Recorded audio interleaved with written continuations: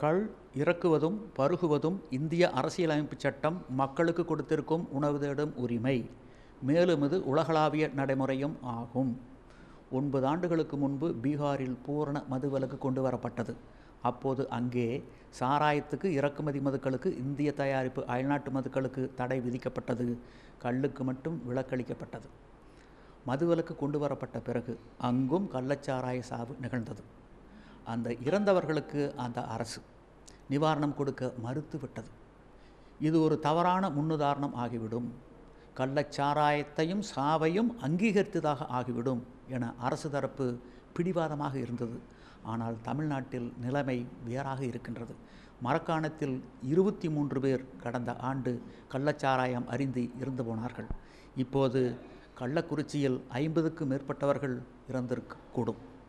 அப்படிப்பட்ட நிலையில் தலா 10 லட்சம் ரூபாயை நிவாரணமாக அரசு அறிவித்திருக்கின்றது.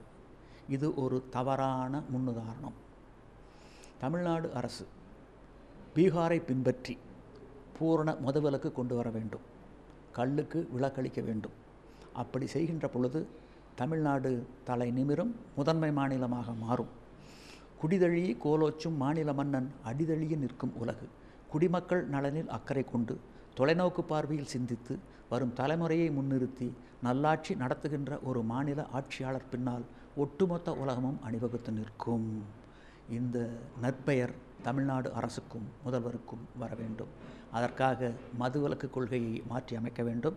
இப்போது இருக்கக்கூடிய டாஸ்மாக் கடைகளை உடனடியாக மூட வேண்டும்.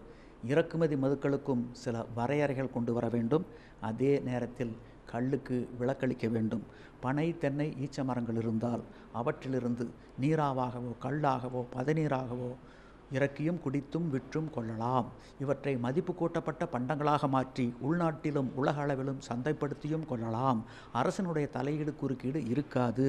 அதே நேரத்தில் கலப்படம் போன்ற தவறுகள் நடப்பதாக கண்டறியப்பட்டால் கடுமையான தண்டனை இருக்கும்.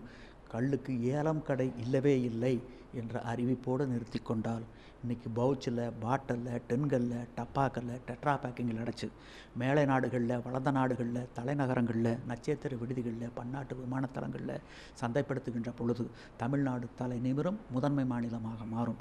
இந்த அரிய வாய்ப்பினை தமிழ்நாடு அரசு பயன்படுத்தி கொள்ள வேண்டும். கள்ளுக்கு விலக்கும், இந்திய தயாரிப்பு அயல்நாட்டு மதுக்களுக்கு தடையும் வேண்டும். இதுவே நல்லாட்சியினுடைய அடையாளம்.